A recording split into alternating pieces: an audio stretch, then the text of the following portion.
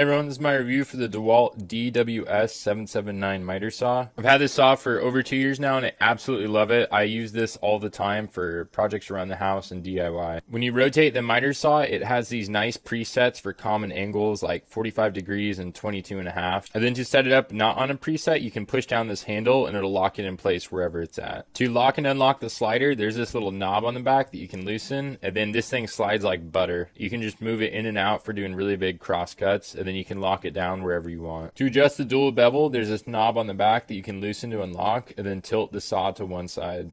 To adjust the bevel angle, you can tilt the saw, then there's little indicators on each side, so depending on which side you're tilting it to, you'll look at this red piece and it'll tell you the angle that it's tilted at. When I first got the saw, it actually took me a little bit of time to figure out that to tilt it the other way, you need to pull this yellow pin and then it'll unlock the saw and you can tilt it to the other direction. Another awesome feature is that there's actually stops on both sides for when you tilt the saw, so that you can set it up to a pre-measured angle and you don't have to worry about locking it in at a specific angle. So you can either do 1 or 2 depending on the angle that you want and then lock it down. So when I was shopping around for this saw, I compared it to the miter saw that has the XPS light. That's basically the little shadow that casts down from the saw, but I ultimately decided to go with this one because I didn't really think the upgrade was worth it.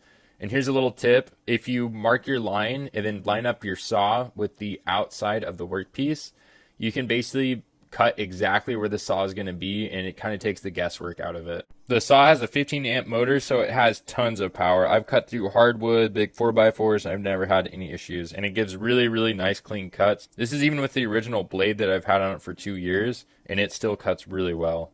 Like with any miter saw, out of the box, you should always check that the blade is square and everything is level. But with this one, I actually didn't have to make any adjustments and it came out of the box perfect. So here's a miter cut on it. And again, this thing is money. Like, this cut is absolutely perfect. I use this saw with a different blade for trim work, and it's absolutely perfect for that. Because with the dual bevel, you can do crown molding, you can do baseboard, you can do just about everything. Another nice thing about this saw is when you're doing compound angles, you might notice that you would actually hit the fence on it. So this top part of the fence is actually removable for when you're making dual bevel cuts, and this would get in the way. One of the main reasons I got this saw was that it's sliding, so you can do some really big cross cuts that you couldn't normally do on a miter saw. At a 90-degree angle, you can actually cut a 2x14 with this sliding saw, which is huge. So it's just really convenient to not have to bust out a circular saw or anything like that, and to just be able to use one saw to make multiple cuts. DeWalt's been making saws for a while, so all the safety features on this are top notch. I really like the blade guard and how easily it moves around and rolls when you're making cuts. Saw comes with a 32 teeth blade, which is good for general construction. But if you're doing something like trim, you're going to want to make sure to get like an 80 tooth blade for cleaner cuts. Saw also comes with a clamp that you can attach to the miter base and then use that to hold your wood pieces down while you're cutting. Personally, I usually just end up using my own clamps, but it's nice to have one, and it's nice if you don't have anything else to use. You can also take off the clamp if you don't want to use it, or you can put it on the other side too. You'll never realize how important sawdust management is until you have a miter saw on side and you're making a bunch of cuts and trying not to make a mess. But DeWalt has you covered again. There's a bag to catch all the sawdust, and there's even an attachment you can use to hook it straight up to your shock vac if you want.